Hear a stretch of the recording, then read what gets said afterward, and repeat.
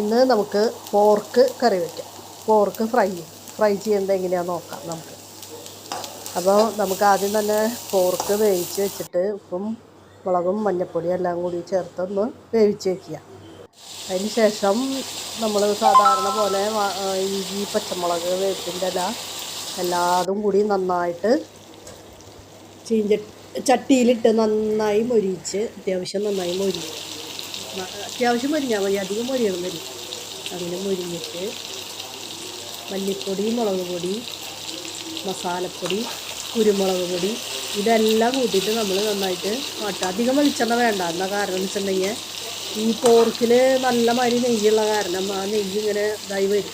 അപ്പോൾ ആ നെയ്യിൽ കിടന്നിട്ട് ഈ മുളക് പൊടിയും മല്ലിപ്പൊടിയും സവാള എല്ലാം ഒന്ന് മൊരിഞ്ഞ് വരും.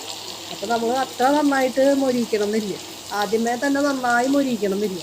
അതൊന്ന് വാട്ടിയാൽ മതി. ചെറുതായിട്ടൊന്ന് വാട്ടിയിട്ട് ഈ വേവിച്ച് വെച്ച പോർക്ക് അതിലേക്ക് ഒഴിച്ച് കഴിഞ്ഞിട്ടുണ്ടെങ്കിൽ അതിൽ നിന്ന് തന്നെ നെയ്യ് ധാരാളം ഇങ്ങനെ തെളിഞ്ഞ് വരും. കണ്ട.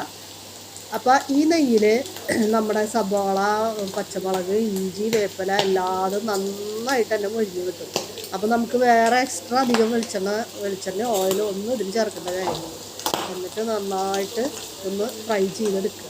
കുരുമുളക് ഇട്ട് കൊടുക്കണം. കുരുമുളക് നല്ലതാണ്. കുരുമുളക് ഇട്ട് കൊടുക്കഴിഞ്ഞാൽ പോർക്കിനൊരു പ്രത്യേക സ്വാദാണ്. അങ്ങനെ നന്നായി മൊരിയിച്ച് ചെറിയ ചീനിട്ട് നന്നായി മൊരിച്ച് കഴിഞ്ഞാൽ ആ മുളകും മല്ലിപ്പൊടിയും എല്ലാതും മൂത്ത് നന്നായി നല്ലൊരു പോർക്ക് ഫ്രൈ ആയിട്ട് മാറും.